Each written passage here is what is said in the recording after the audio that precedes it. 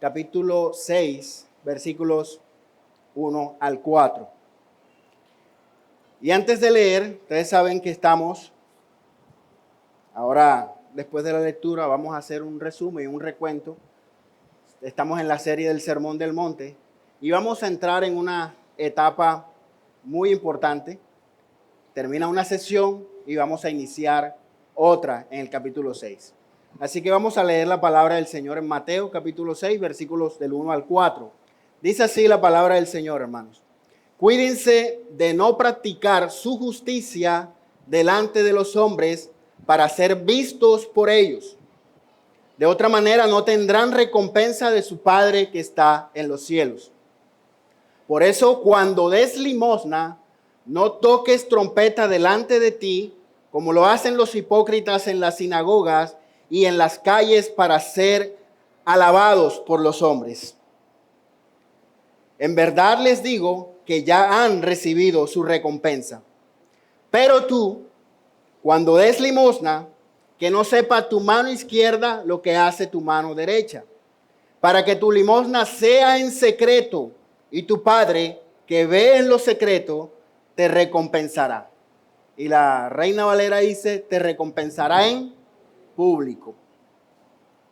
Hasta este punto, queridos hermanos, del estudio del Sermón del Monte, que ya llevamos algunas semanas, hemos visto la manera de cómo Jesús, el maestro de maestros, que es importante recordar que es el Señor hablando. Si usted tiene la Nueva Biblia de las Américas, todas las palabras que va a encontrar en esta sesión del Sermón del Monte están en rojo. Es el Señor hablando. Hemos visto entonces que Jesús ha estructurado un orden en su mensaje. Primero, Jesús ha descrito las características de los ciudadanos del reino a través de las bienaventuranzas. Eso lo vimos en el capítulo 5, en los versículos del 1 al 12. Segundo, el Señor describe la relación de los ciudadanos del reino con este mundo y el impacto que deben ejercer sobre él. Aunque reciban persecución, ellos deben responder siendo sal y siendo luz. Eso lo vimos en los versículos del 10 al 16 del mismo capítulo 5. Y tercero, vimos la relación de los ciudadanos del reino con la ley. Jesús deja claro que no ha venido a abolir la ley, sino a cumplirla, mostrando que los ciudadanos del reino deben tener una justicia superior a la de los escribas y fariseos. Y con eso terminamos el capítulo 5 de los versículos 17 al 18. Ahora, a partir del capítulo 6, el Señor inicia una nueva sección en su discurso, en su sermón, en el cual también podemos ver una división, una estructura muy clara, y quiero que la vean conmigo. No la vamos a desarrollar toda, solo vamos a desarrollar los versículos 1 al 4, pero quiero que veamos la estructura completa a propósito de los sermones que vamos a tener más adelante. Primero, en este capítulo 6, vemos los versículos del 1 al 18. Tenemos a los ciudadanos del reino y su vida religiosa o su vida de devoción. Esta está descrita a través de tres disciplinas espirituales o tres disciplinas religiosas: el dar, el orar y el ayunar. Y en la segunda parte de este capítulo o de esta sección, vemos en los versículos 19 al 34, tenemos a los ciudadanos del reino viviendo su vida práctica en este mundo. Estos ciudadanos del reino que describe Jesús en su discurso no solo deben ocuparse de su vida espiritual, dar, orar y ayunar, sino que ellos tienen cuidado y se preocupan de las cosas de este mundo también. Porque aunque no son de este mundo o no somos de este mundo, les preocupa cosas como el comer, el beber, el vestir, la vivienda, la hipoteca, los servicios, etcétera, etcétera. En otras palabras, el discurso de Jesús pasa de describir, y ya haciendo resumen rápido y general de lo que les he dicho. En otras palabras, el discurso de Jesús pasa a describir los ciudadanos del reino, capítulo 5, versículos del 1 al 12, la relación y el impacto de los ciudadanos del reino versículos del 10 al 16, y dice que la justicia de los ciudadanos del reino debe ser mayor que la de los escribas y fariseos. Versículos 17 al 48 del mismo capítulo 5. Ahora, en la primera parte del capítulo 6, el Señor va a dar instrucciones a los ciudadanos del reino de cómo deben vivir en su vida buscando hacer la voluntad de Dios. Y el maestro, en su sermón, tiene mucho que decir en cuanto a cómo deben vivir los ciudadanos del reino en su vida espiritual, y también tiene mucho que decir referente a nuestras preocupaciones terrenales. Este sermón debemos recordar que fue predicado a una multitud de personas, judíos comunes y corrientes, con necesidades espirituales, con necesidades materiales comunes y corrientes, así como las de nosotros hoy en día también. Y en medio de esta batalla, el Señor lo que quiere es que los ciudadanos del reino, ellos deben mostrar que su obediencia tiene los motivos correctos y que no buscan la alabanza de los hombres, sino que buscan glorificar a Dios.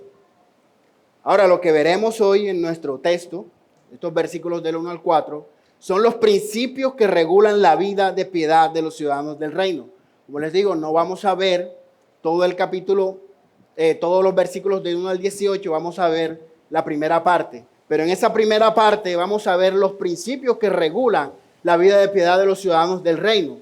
¿Cuáles son esas prácticas? El dar, el orar y el ayunar.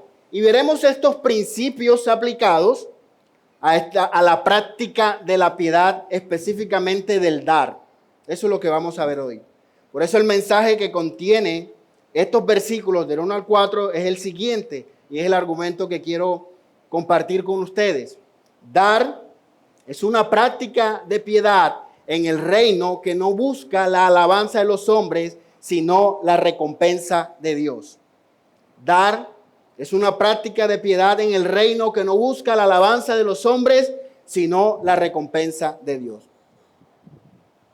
Y lo vamos a ver en dos partes muy sencillas y muy claras que nos muestra el texto también. En el versículo 1 vamos a ver las motivaciones en la práctica de la piedad, como principio práctico de cada una de estas prácticas espirituales. Las motivaciones en la práctica de piedad en el versículo 1. Después vamos a ver ese principio aplicado. Dar por la alabanza de hombres o por recompensa de Dios. Versículos del 2 al 4. Vamos enseguida a la primera parte o a nuestro primer encabezado. Dice el versículo 1 del capítulo 6. Cuídense de no practicar su justicia delante de los hombres para ser vistos por ellos. De otra manera no tendrán recompensa de su Padre que está en los cielos. Este versículo nos muestra, como les dije, el principio sobre el cual se deben regular la vida de piedad de los creyentes o de los ciudadanos del reino. Recordemos que en la primera parte, que ya dijimos, de este capítulo 6, nos habla de la vida religiosa de piedad de los ciudadanos del reino. Y aunque hoy hablaremos de cuál debe ser la motivación en nuestra vida de piedad y cómo se aplica este principio en la práctica, específicamente en el dar, es necesario, hermanos, que nosotros veamos este principio aplicado al panorama general de estas tres prácticas de piedad que le acabo de mencionar. ¿Cuáles son? El dar, el orar y el ayunar. Estas eran prácticas comunes entre la sociedad judía o entre el pueblo judío de la época. Y Jesús, en sus palabras, está presuponiendo que los que se hacen llamar sus discípulos hacen todas estas cosas. Por eso él dice en el versículo 2, cuando des limosna. En el versículo 5, hablando de la práctica de orar, cuando ores. Y en el versículo 16 dice, cuando ayunes. El Señor no está mandando en estos versículos a que hagamos esto. La parte y lo que parte del sentido común es que si nosotros somos creyentes, y es lo que presupone el Señor si somos sus discípulos, nuestra vida de piedad debe incluir estas tres cosas. Así que Él en su mensaje no está mandando, Él está presuponiendo, dando por hecho que si tú eres un discípulo, que si tú eres cristiano, que si tú eres ciudadano del reino, tú vives haciendo estas prácticas. En otras palabras, el dar, el orar y el ayunar no nos hace cristianos. Eso es importante que lo tengamos en cuenta y es importante aclarar. Sino que por ser cristianos se supone que nosotros deberíamos practicar estas cosas. El dar, el ayunar, el orar no nos hace salvos, no nos hace creyentes. Porque somos creyentes, se evidencia en nuestra vida de piedad que nosotros tenemos relación con Dios a través de esas prácticas. Y el pastor Sugel comenta acerca de este versículo lo siguiente: los alimentos sostienen y fortalecen la vida, pero no pueden dar vida. Es por eso que hacer estas cosas, dar, orar y ayunar, no dan vida espiritual. Esto no nos hace salvos, pero aquellos a quienes el Señor ha salvado y dado vida, evidenciarán esa nueva vida y la fortalecerán a través de las prácticas de piedad. Las prácticas de piedad, las prácticas religiosas no nos hacen salvos. Ahora, estas no son todas las prácticas de piedad que un cristiano debe evidenciar. Podemos hablar de algunas que hemos mencionado ya en nuestro estudio de escuela bíblica sobre las disciplinas espirituales, la lectura de la Biblia, la meditación de las Escrituras, la memorización de las Escrituras, el congregarse, son prácticas de piedad de un cristiano. Son disciplinas espirituales que el Señor nos ha regalado todo un tema alrededor de esto en las mañanas de los domingos desde la primera hora. El Señor entonces no está solo tomando estos ejemplos.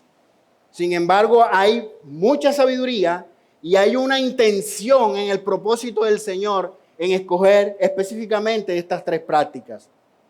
Y es porque estas cosas que Él mencionó alcanzan a todas las demás o abarcan en general las prácticas de piedad del cristiano. ¿Cómo así?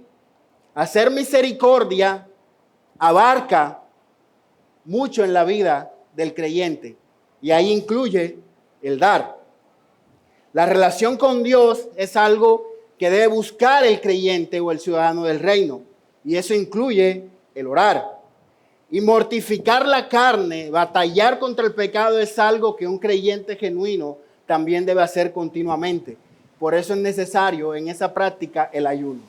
Entonces, si ven que hay una intención clara en el Señor en escoger específicamente de todas las prácticas de piedad, estas tres, porque ellas pueden incluir todas las demás de manera general.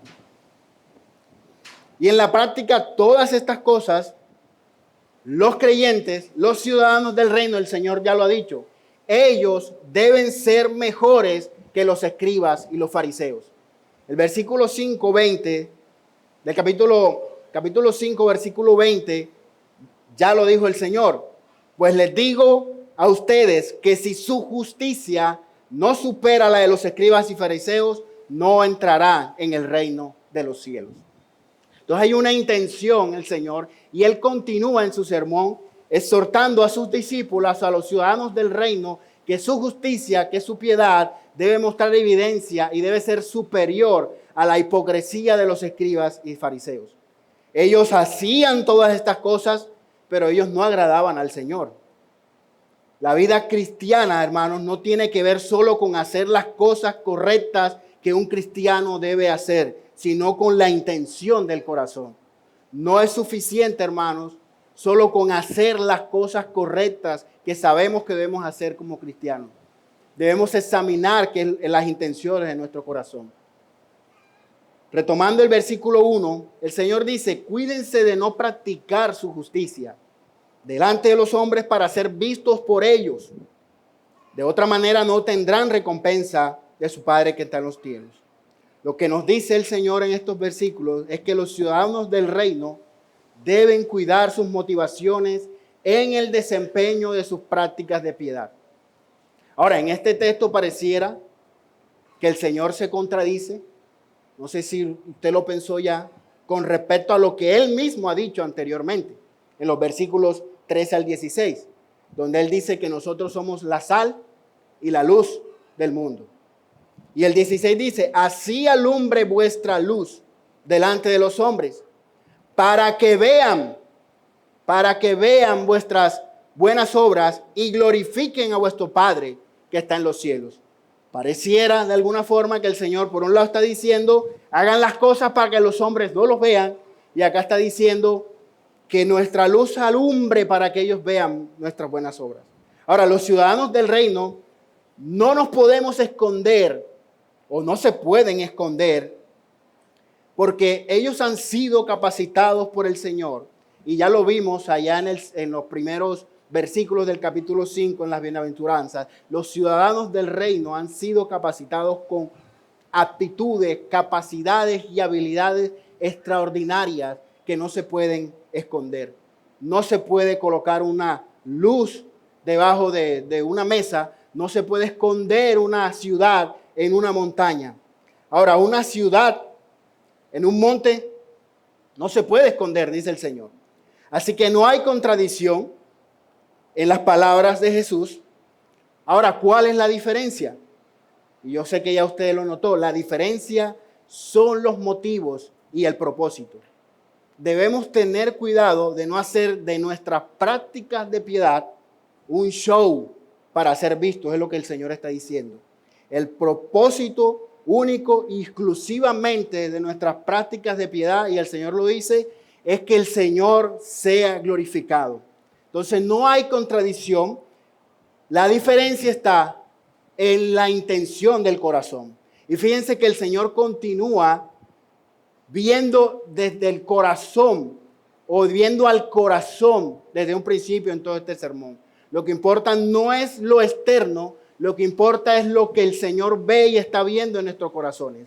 Si vamos a salar y alumbrar el mundo, debemos estar en contacto con el mundo. El Señor dice que seamos sal y seamos luz. No nos podemos esconder. No nos podemos esconder para hacer las buenas obras con las que el Padre Celestial será glorificado. El énfasis del texto entonces es la motivación con que hacemos las cosas. Ese es el énfasis en este primer versículo. No debemos ser ostentosos cuando hacemos buenas obras con el propósito de ser admirados. No basta con hacer las cosas, sino examinar el corazón o la intención con que hacemos las cosas. Algunos creyentes vienen a la iglesia o venimos a la iglesia el domingo, y aunque venimos con un corazón sincero y dispuesto a escuchar la predicación, a estar concentrados, a meditar en la palabra, muchas veces nos podemos encontrar distraídos y dispersos en medio de la predicación, en medio de los cantos. Y yo sé que a quien no le ha pasado esto, a muchos de nosotros nos pasa. Estamos cargados, estamos preocupados, nos distraemos. Y eso da a entender, hermanos, que el practicar la piedad, el adorar al Señor, es una lucha entre lo que el Espíritu quiere y lo que nuestra carne quiere. Así que es una lucha normal. Los verdaderos adoradores, de los que habla el Señor en espíritu y en verdad, batallan por estar aquí físicamente. Se obligan en sus pensamientos a someterse a la voluntad de Dios. Pero hay otros creyentes que no se inquietan, no les preocupa para nada. Hablando específicamente si vienen al culto o no vienen, es lo mismo. No les preocupa. Pueden estar aquí, de hecho, y aún así sus pensamientos y su corazón pueden estar dispersos en otro lado. En otras palabras, están aquí en cuerpo, pero no están en mente ni corazón. Buscan distraerse. Es decir, no les basta con estar distraídos, sino que buscan distraerse mientras escuchan la predicación. No les importa si cantan o no cantan. Vienen a la iglesia con una motivación incorrecta. Dice Isaías 29:13. Dice pues el Señor, porque este pueblo se acerca a mí con su boca y con sus labios me honra, pero su corazón está lejos de mí, y su temor de mí no es más que un mandamiento de hombres que les ha sido enseñado. Este texto nos deja claro que nosotros podemos brindar adoración al Señor, que nosotros en nuestras prácticas de piedad con las que pretendemos evidenciar que somos ciudadanos del reino, que somos sus hijos, a veces podemos tener las motivaciones incorrectas. Pero el Señor nos está diciendo aquí que Él conoce nuestro corazón. Él sabe la verdadera intención. Los ojos del Señor se enfocan primero en nosotros. Acuérdense lo que dice textualmente el texto cuando Caín y Abel se acercaron a presentar su ofrenda al Señor. El Señor miró la ofrenda de Abel y le agradó. Y miró la ofrenda de Caín y no se agradó. El Señor mira el corazón, mira al adorador, mira su corazón y las intenciones y después mira la adoración que le va a presentar. Dios escudriña los corazones y sabe lo que vamos a hacer y sabe por qué lo vamos a hacer.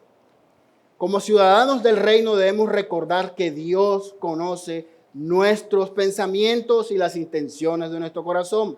Vivimos siempre ante su presencia. Y si nosotros recordamos esto, nuestra perspectiva y nuestra manera de adorar al Señor en nuestras prácticas de piedad cambia totalmente.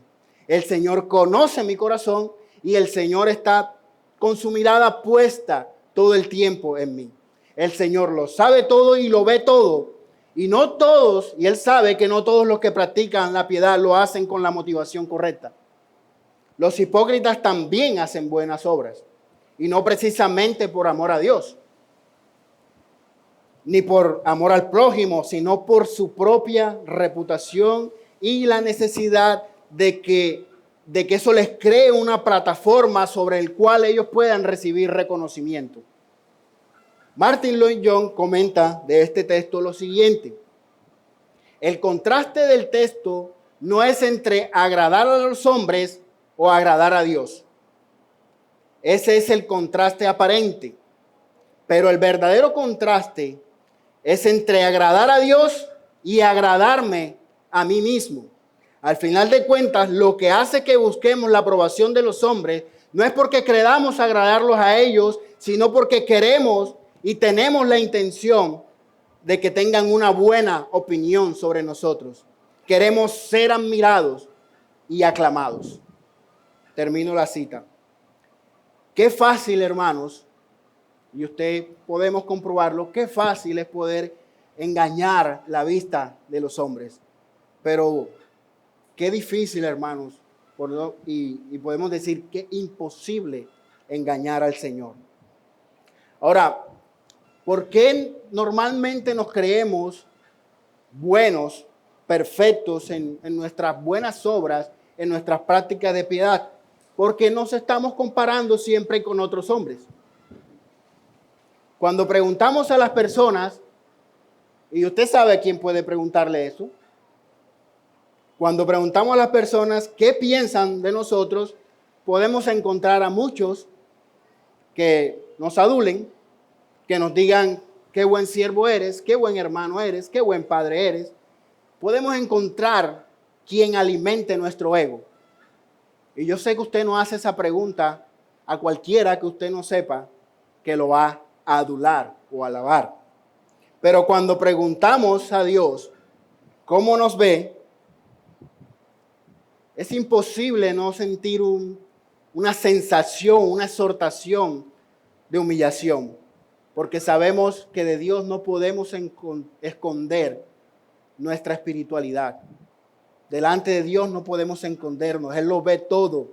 Y Él ve en lo secreto todo lo que nosotros hacemos. Nuestro corazón, nuestras verdaderas motivaciones.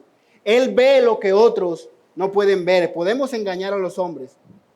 Así que debemos vivir en nuestras prácticas de piedad como principio, conscientes de que estamos delante del Señor, con esa perspectiva.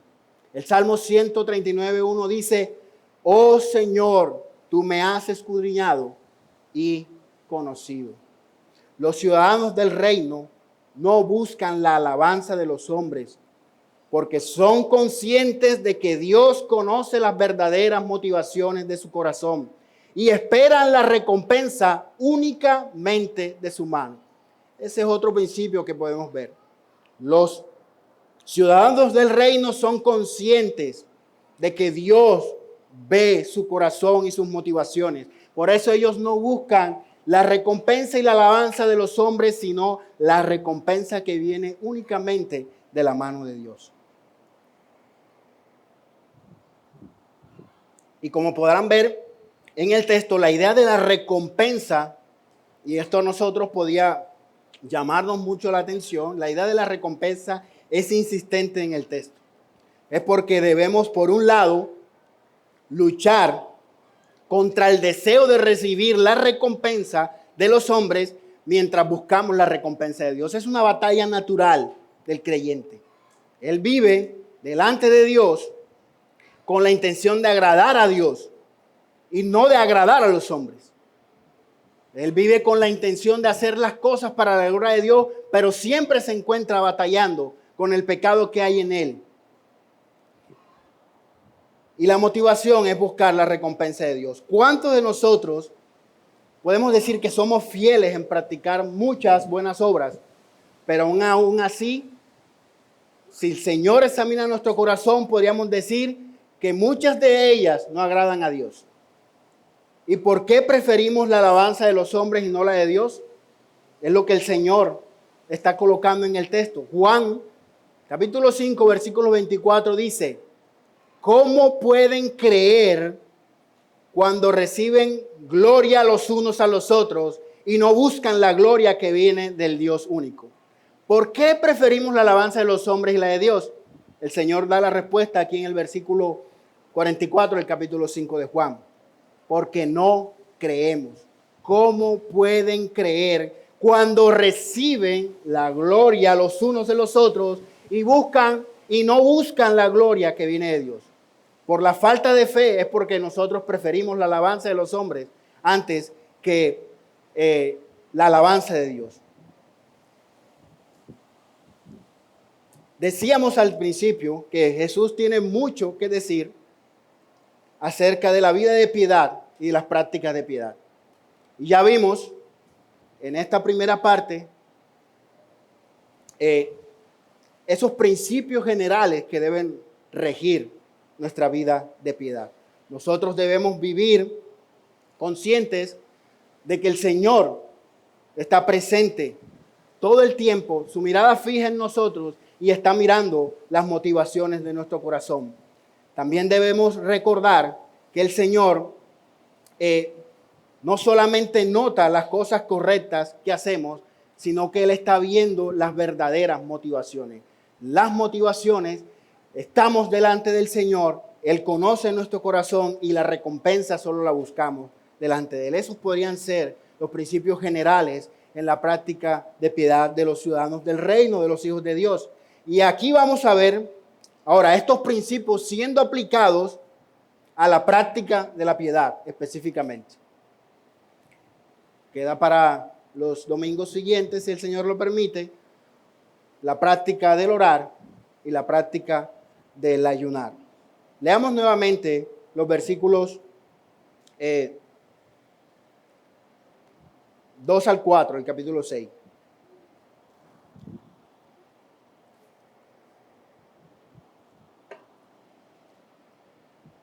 Por eso, cuando des limosna, no toques trompeta delante de ti, como hacen los hipócritas en las sinagogas y en las calles, para ser alabados por los hombres.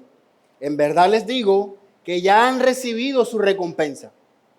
Pero tú, cuando des limosna, que no sepa tu mano izquierda lo que hace tu derecha, para que tu limosna sea en secreto, y tu Padre, que ve en lo secreto, te recompensará. El Señor en estas palabras está marcando una regla, por así decirlo, un patrón o unos principios en la vida piadosa de los creyentes. Él dice claramente, cuando hagan esto, no lo hagan así, sino háganlo así. Como creyentes podemos tener la idea preconcebida o errada de que en la vida cristiana todas las prácticas de piedad deben fluir naturalmente. Y pensamos que si somos cristianos genuinos, estas prácticas de piedad no deben estar sujetas a reglas, porque de esta manera dejan de ser naturales y se vuelven entonces artificiales y por ende son hipocresía. ¿Sí? Yo puedo orar en cualquier lugar, yo puedo orar a cualquier hora, sí, es cierto. Pensamos que las cosas deben fluir naturalmente y si no es así, entonces mejor no las hacemos. Si no quiero orar, si no me nace orar, no oro. Si no quiero, no me nace leer la Biblia, no la leo. Y si no quiero y no me nace ir a la iglesia, no lo hago.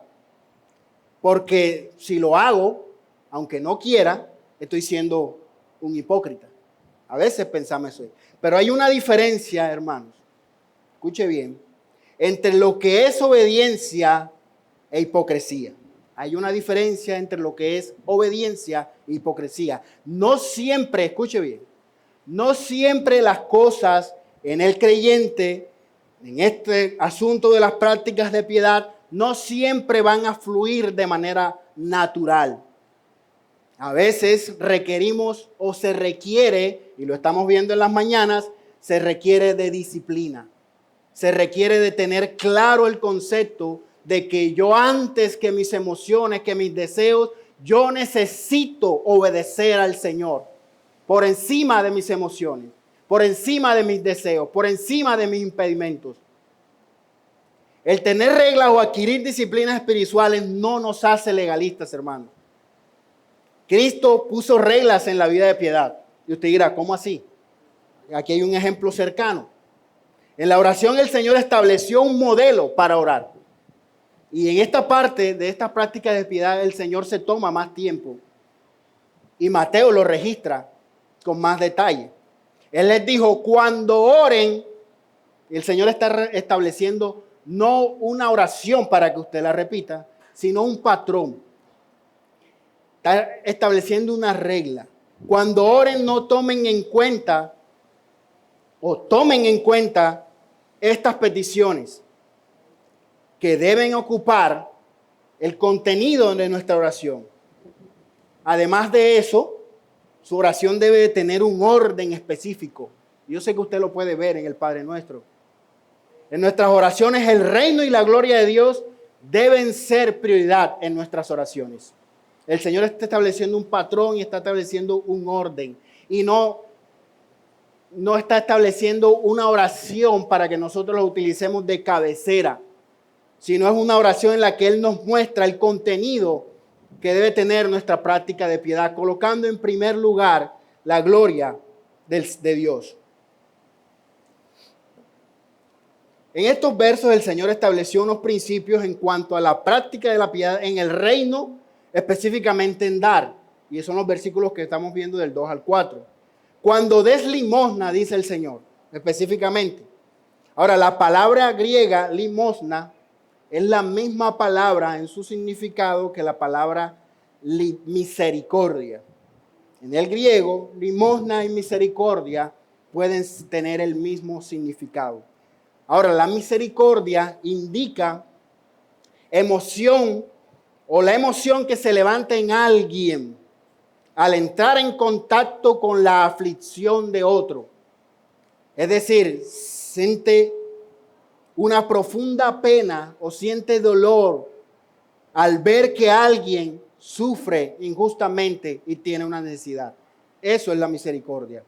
Los judíos veían la misericordia de otra manera.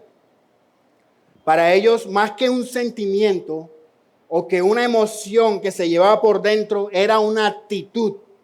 Es decir, ellos necesitaban mostrar eso. El tener misericordia era mucho más que sentir pena por una persona, era participar para los judíos activamente en aliviar la aflicción de esa persona. Una expresión de esta misericordia es precisamente el dar limosna. Por eso les decía al principio que entre las prácticas generales de piedad, el misericordia abarca todo lo que es mostrar gracia, lo que es mostrar piedad por otros. Ahora, en esta práctica de piedad, estamos hablando específicamente sobre el dar limosna. ¿Qué significa? Dar limosna significa proveer para las necesidades materiales de otra persona. Y los niños son muy inteligentes. Ahorita les preguntaba acerca de eso. ¿Qué es dar limosna? Y alguien me hacía. Y dije, sí.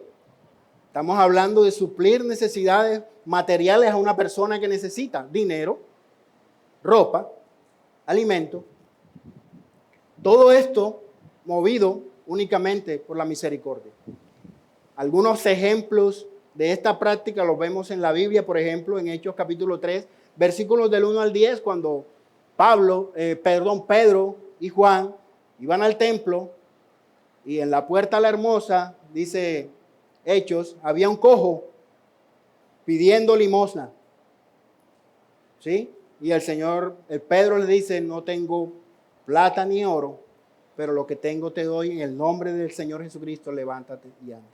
Hay otra práctica evidenciada también en Hechos, que el capítulo 9, habla sobre una mujer muy rica llamada Dorcas o Tabita, que dice literalmente el texto en Hechos 9:36, que era una mujer rica en buenas obras y de caridad que hacía continuamente. ¿Qué está diciendo el Señor? Los ciudadanos del reino ayudan a que están en necesidad, a los que están en necesidad, motivados por la misericordia y no por el aplauso de los hombres. Nuevamente, Jesús da por sentado que los cristianos genuinos se involucran en ayudar materialmente a los que están en necesidad. Por eso Él no está mandando, Él está dando un principio por el cual nosotros debemos regir esta práctica que se supone que los cristianos hacemos. Primera de Juan 3, 17 y 18. Dice así.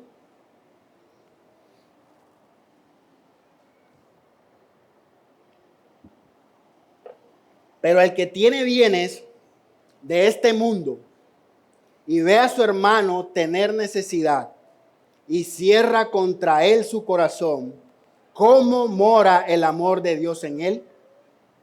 Hijitos, no amemos de palabra ni de lengua, sino de hecho y de verdad. ¿Qué se espera del ciudadano del reino? ¿Qué se espera de los creyentes? ¿Qué se espera de los discípulos del Señor? Que en su corazón ha sido derramado el amor de Dios por medio del Espíritu Santo. Que no cierren su corazón, que no cierren sus ojos, que no cierren sus oídos a la necesidad de otro. Si nosotros somos indiferentes a la necesidad de otros, dice el Señor que el amor de Dios no mora en nuestros corazones. Un verdadero creyente es aquel que ha reconocido su propia pobreza y su miseria delante de Dios. Y que habiendo ido humillado delante del Padre, delante del trono de la gracia, a clamar por su misericordia, Él ha recibido misericordia. Eso es un creyente.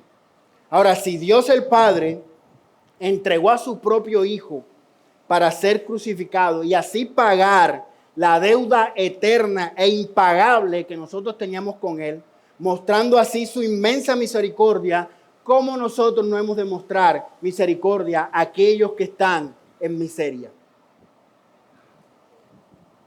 Es decir, si Dios me ha mostrado su amor de tal manera que Él ha suplido la necesidad más grande de mi alma y ha mostrado amor de tal forma que ha suplido la necesidad más grande del ser humano, ¿cómo podemos ser nosotros indiferentes hacia aquellos que sufren necesidades no solo materiales, sino espirituales?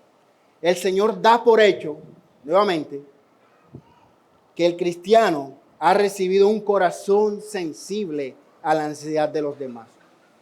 Por eso asume que ellos se involucrarán en este mandato, específicamente de dar limosna. Ahora, ¿qué implica específicamente, primero en el texto y luego en nuestra forma práctica, qué implica dar limosna? Dar limosna posee un sentido más amplio, ya lo vimos, que solo suplir las necesidades de otros. Así como misericordia generaliza muchas cosas, el dar limosna no solo implica solo el dar limosna. Ya dijimos que dar limosna es igual a hacer misericordia. Toda participación activa de los creyentes en suplir las necesidades de otros, ya sea una necesidad material o espiritual, está incluida en el deber del que habla el Señor en el texto. Toda acción que el creyente pueda hacer para suplir la necesidad material o espiritual de otro que está en necesidad, hace parte de la práctica del dar limosna o mostrar misericordia. Ahora, hay muchas formas en las que podamos mostrar misericordia a nuestros hermanos, en el sentido práctico y con buena conciencia. Las ofrendas, por supuesto, aunque este texto podría ser utilizado para hablar ampliamente sobre ofrendas y sobre diezmos, nos hemos dado cuenta que no es el énfasis real del pasaje. Pero si abarcamos y tenemos un entendimiento claro de lo que es las prácticas de misericordia en el hecho del dar, el ofrendar en la iglesia, el traer nuestras ofrendas, la cual sabemos que va a ser para el sostenimiento del culto, la expansión del evangelio, en mostrar misericordia a otros, en suplir las necesidades de un hermano, en hacer misericordia a los que tienen necesidad. Entendemos que el dar ofrenda hace parte de esa práctica de piedad. El perdonar a otros hace parte de esa práctica de piedad. Invertir tiempo en misiones, en la evangelización para que otros conozcan del Señor de manera directa o indirecta, hace parte de mostrar misericordia a los demás. Ahora, el Señor está diciendo lo que debemos hacer y lo que no debemos hacer en cuanto a esta práctica de piedad. Dice el versículo 2, cuando des limosna, no hagas tocar trompeta delante de ti, como hacen los hipócritas en las sinagogas y en las calles, para ser alabados por los hombres. De cierto os digo que ya tienen su recompensa. Los cristianos, hermanos, los ciudadanos del reino, no solo deben preocuparse por hacer lo que es correcto delante de los ojos de Dios, sino que sus motivaciones sean correctas también. El Señor menciona aquí la palabra hipócrita, que yo sé que usted conoce el origen, el significado de esta palabra hipócrita. Es una palabra usada por los griegos para referirse a un actor que usaba una máscara para esconder su rostro y para poder representar personajes. La palabra se empezó a usar en el griego para referirse a las personas que pretendían ser lo que no eran. Entonces, ya usted sabe que un hipócrita es una persona que está aparentando ser algo que no es. Que los cristianos no deben vivir su vida de piedad como si fueran actores hipócritas. Ellos no están representando un papel. Es decir, así como el actor en el teatro, sí, en la escena, él está representando un carácter que no es el suyo. Él representa unas emociones que en realidad no está sintiendo. Él puede representar amor, puede representar enojo, tristeza, pero en cada una de estas actuaciones o en cada una de estas emociones, él está simulando, él está actuando. Ahora, ¿en quiénes estaba pensando el Señor cuando dice no sean como los hipócritas? Ya ustedes saben a quién, los escribas y los fariseos, pero ellos no eran actores, era su forma de vivir. Ellos vivían aparentando, ellos vivían haciendo todo lo que hacían para buscar la aprobación de los hombres. Ellos hacían sus obras para ser vistos por los hombres. Esa era su motivación, que los demás pensaran bien de ellos. Acuérdense el contraste que veíamos ahorita, que no es precisamente buscar el aplauso de los hombres, sino buscar aprobación, buscar que nuestro ego sea alimentado, que ellos deseaban ganar reputación de que eran hombres piadosos y misericordiosos. Por esta razón ellos trataban que sus obras fueran lo más evidentes y lo más públicas que pudieran ser, porque ellos necesitaban aprobación. Aparentaban estar conmovidos por las necesidades de otros, pero ese no era su principal interés. Su principal interés era ganar buena reputación. Ahora, en cuanto al tocar trompeta, ¿a qué se refería el Señor?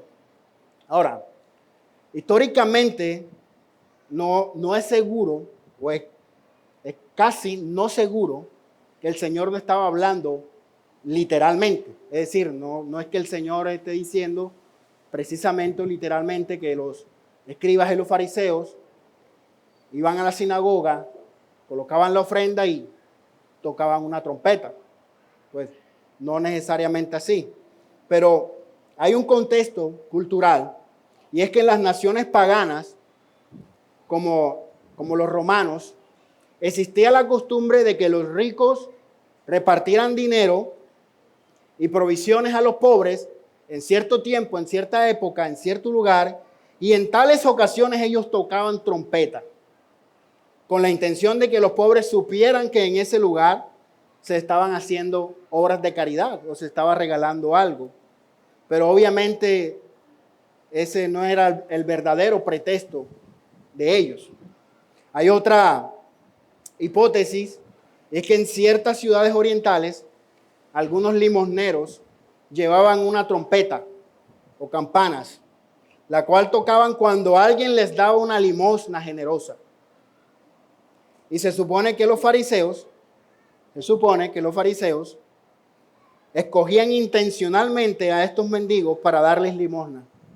Y así los demás se enteraban de lo mucho que ellos habían dado. Ahora, históricamente esto puede ser cierto o no, y pueden ser suposiciones, pueden ser conjeturas, pero lo que sí es claro es el principio que el Señor quiere establecer en sus palabras. Los cristianos no deben usar las necesidades de otros para hacer un espectáculo. Tampoco deben obrar motivos para que los demás tengan una buena opinión sobre ellos. Es decir, el Señor está exhortando a los ciudadanos del reino, a los hijos de Dios, que no se autopromuevan. Es decir, que no sean tan crueles y que no sean tan egoístas de dejar que su corazón muestre tanta maldad de querer usar como ventaja la necesidad de otros. Y así es nuestro corazón, hermano. Es egoísta, es malvado. Y somos tentados y batallamos con la idea de utilizar la necesidad de alguien, la miseria de otro, para buscar reconocimiento y alabanza para nosotros. ¿Cuántos de nosotros podríamos decir que hemos caído en este pecado? ¿Cuántos? La advertencia del Señor no es dar publicidad. La advertencia del Señor es no dar publicidad a las cosas que hacemos por otros. Es lo contrario, que huyamos de tener actitud, que huyamos de atraer la atención de otros. Y es verdad, hermanos, tenemos que reconocerlo, que sí somos tentados a tener esta actitud, y a veces podemos ser sutiles en comportarnos de esta forma, y no siempre usamos la trompeta o un megáfono o tocamos una trompeta, como el caso que acabamos de ver. Ahora, nuestro corazón pecaminoso puede ser más sutil y de una forma u otra hacemos que otros se enteren de lo que hemos hecho. Pero el Señor dice que no hagamos las cosas para ser vistos por los hombres. ¿Qué debemos hacer entonces? Dice el Señor aquí en Mateo 3:4. Mas cuando tú des limosna, no sepa tu izquierda lo que hace tu derecha, para que sea tu limosna en secreto. El Señor nos está haciendo ver, y Él está reconociendo para nosotros que hay un peligro en esta práctica de piedad específica del dar. Hay un peligro. El peligro es que nosotros usemos eso para ser alabados y para ser reconocidos públicamente. Pero la solución no es dejar de hacer aquello. La solución no es dejar de dar limosna. La idea no es paralizarnos y dejar de hacer misericordia, lo cual es correcto, por temor a no parecer un hipócrita o por temor a que lo que otros puedan decir. Nosotros podíamos pensar entonces que para evitar parecer un hipócrita, entonces, y que mi ego sea alimentado, entonces mejor no me involucro en esto de ofrendar, en esto de dar limosna, en esto de mostrar misericordia a otros a través de palabras de ánimo, porque no quiero, en realidad yo soy tan humilde que yo no quiero que nadie esté alabándome, por eso entonces yo mejor no me involucro. Pero eso no es lo que el Señor está diciendo.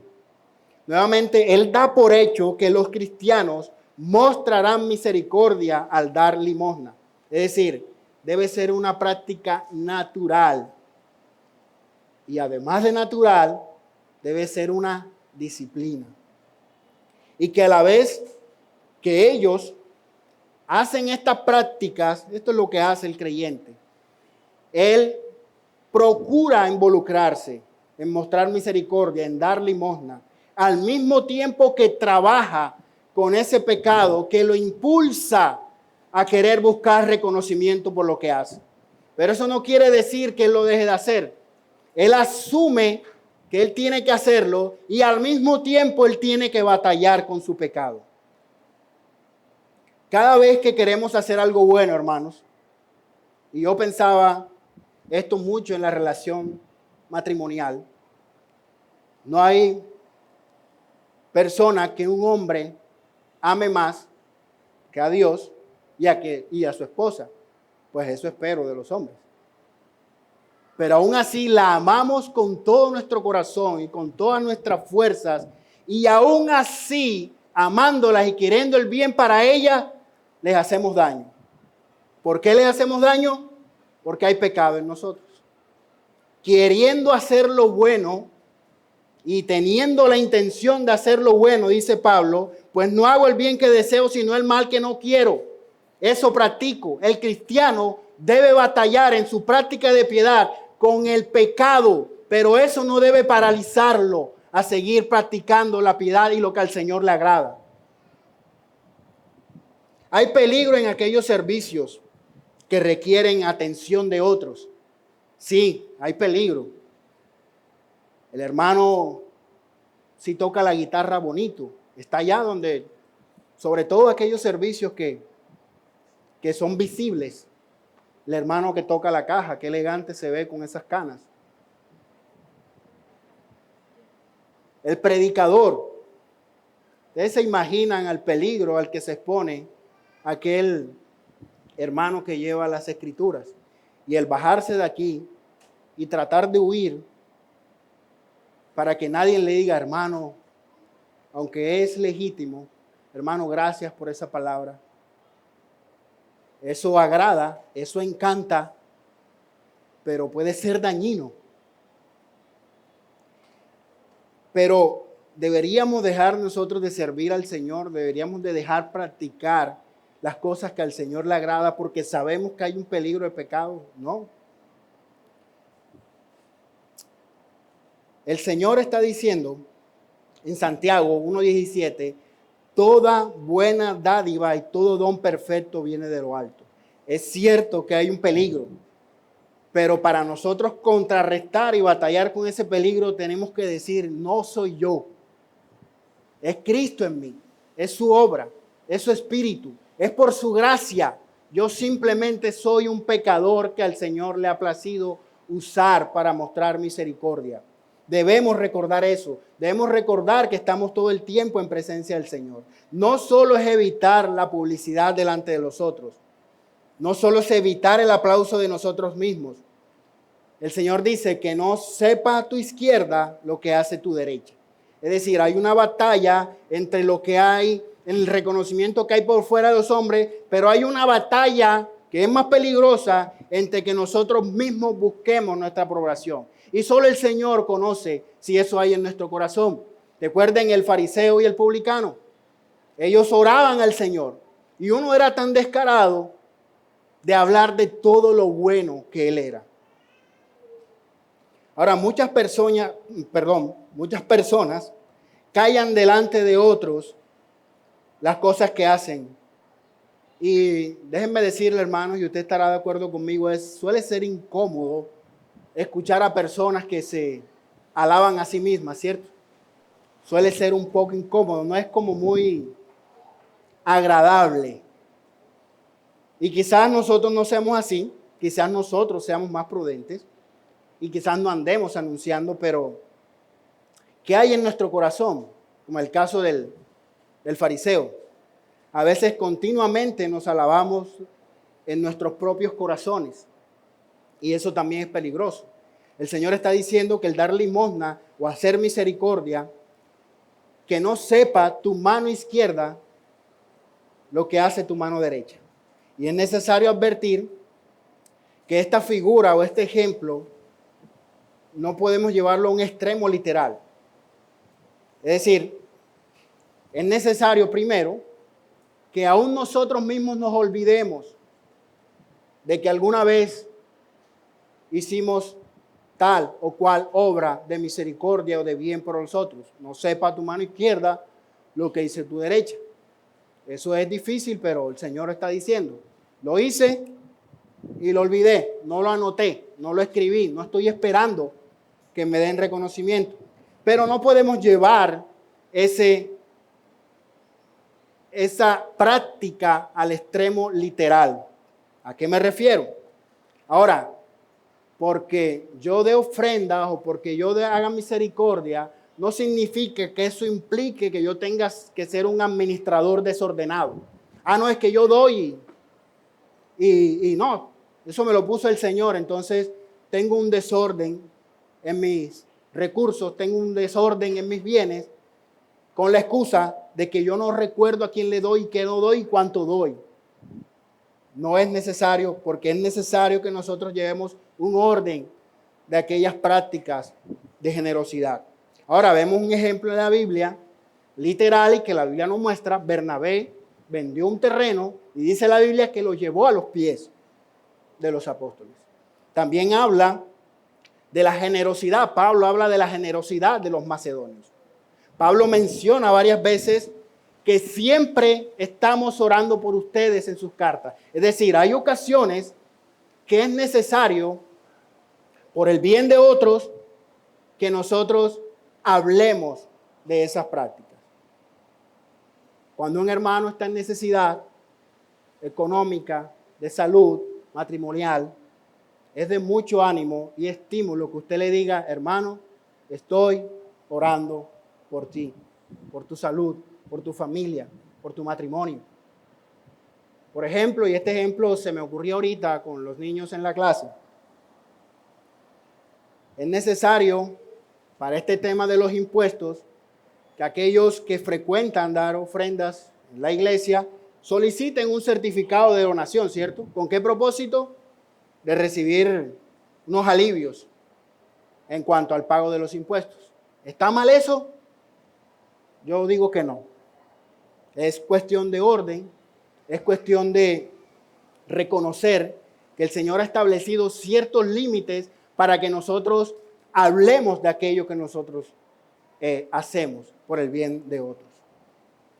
Los cristianos deben hacer las cosas únicamente para recibir la recompensa de Dios, y esta es la clave del mandamiento: dar limosna en secreto y no recibir aplausos del hombre, sino recibir aplausos de Dios. Estamos diciendo, hermanos, que debemos batallar con esta tentación que viene en nuestros corazones egoístas, de ser reconocidos por nuestras obras. Cuidémonos de decir, hermanos, cuidémonos de decir, en esta iglesia nadie se da cuenta de lo que hago. Que el Señor cuide nuestro corazón, nuestras palabras de eso. Nadie se da cuenta de lo que yo he hecho durante años. En la iglesia, en la casa, en muchos ámbitos lo podemos decir. Al decir esto, hermanos, podríamos estar revelando que lo que hemos hecho en realidad fue para ser vistos por los hombres y ser alabados por ellos. En este caso es muy vergonzoso, hermanos. Este es un caso muy vergonzoso cuando el Señor nos guarde de caer en esas palabras, en esta actitud. Porque es el caso de una persona que puede ser muy vergonzoso. Porque es una persona que ni ha recibido el reconocimiento de los hombres y tampoco va a recibir la recompensa de Dios. Cuando mi pecado se levante y me incite a vanagloriarme, debo recordar que todo es por su gracia.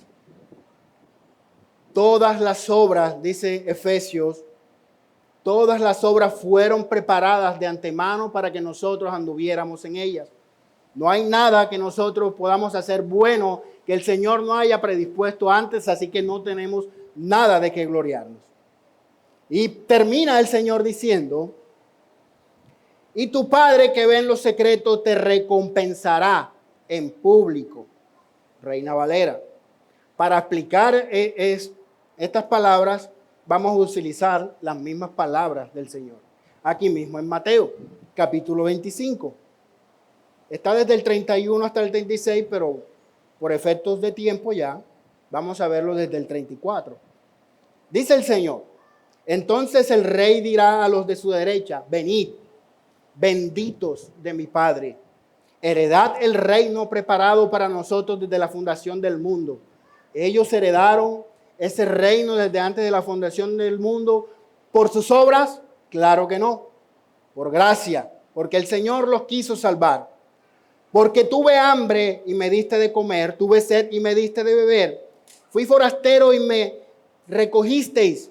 Estuve desnudo y me cubristeis. Enfermo y me visitasteis. En la cárcel y viniste a mí. Entonces los justos responderán diciendo, escuchen esto, cuando te vimos hambriento, ellos lo habían olvidado. Y te sustentamos, o sediento y te dimos de beber. Y cuando te vimos forastero y te recogimos, o desnudo y te cubrimos. O cuando te vimos enfermo o en la cárcel, vinimos a ti. Y respondió el rey, les dirá, de cierto os digo que cuando lo hiciste a uno de estos mis más pequeños, a mí me lo hiciste. Ellos mostraron misericordia, hicieron evidencia de que eran ciudadanos del reino, pero ellos se olvidaron de eso. Los benditos del Padre mencionados aquí aplicaron lo que veíamos ahorita. No sepa tu mano izquierda lo que hizo tu mano derecha. Estos santos no llevaban la cuenta de sus buenas obras. El apóstol Pablo decía, ya lo mencionamos, el bien que quiero hacer no lo hago. El sentir de un verdadero creyente no es alabarse a sí mismo o buscar la alabanza de los hombres. Es reconocer que todo lo que hacemos es movido por su gracia y misericordia. Y dice, y recibirán los benditos del Señor, que aunque imperfectos, y ellos batallaron con su pecado, pero aún así fueron obedientes. ¿Cuál será su recompensa? Dice el Señor en este texto.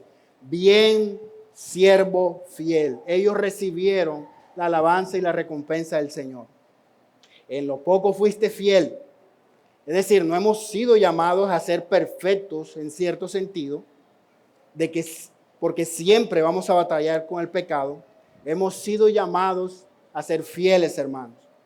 A ser fieles, y en medio de las batallas con nuestros propios deseos egoístas, nosotros no debemos de dejar de mostrar el amor y la misericordia de Dios.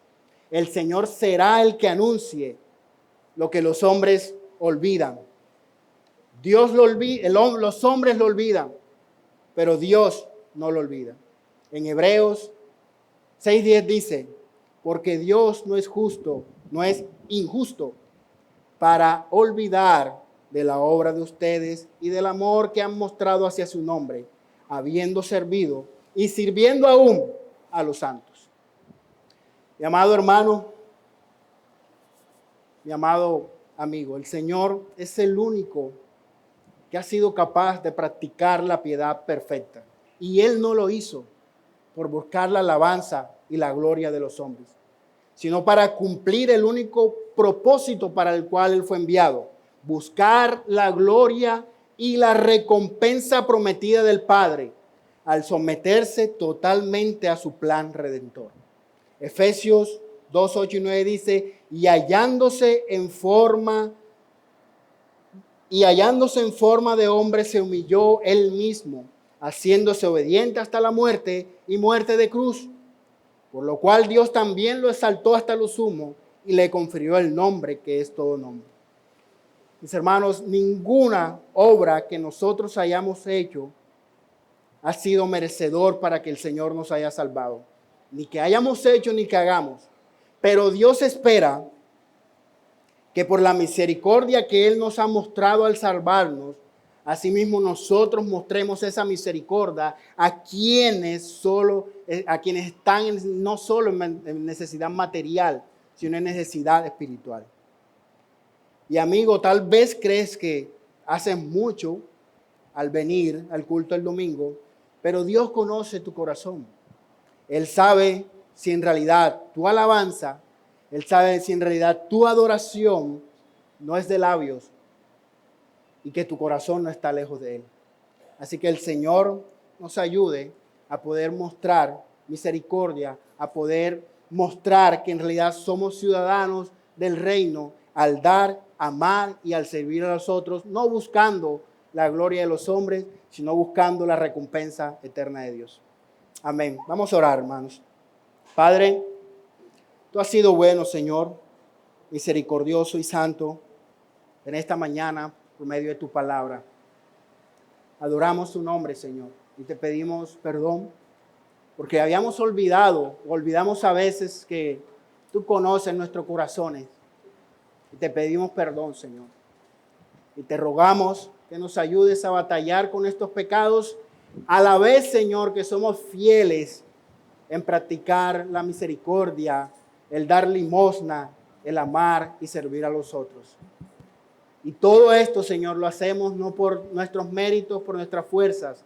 Y todas estas obras, Señor, no nos llevan a ser salvos en la eternidad. Solo tu gracia, Señor, lo hace posible. Y ayuda a aquellos, Señor, que batallan con el deseo, Señor, de buscarte, pero que aún no han encontrado esa misericordia. En el nombre de Jesús, amén y amén.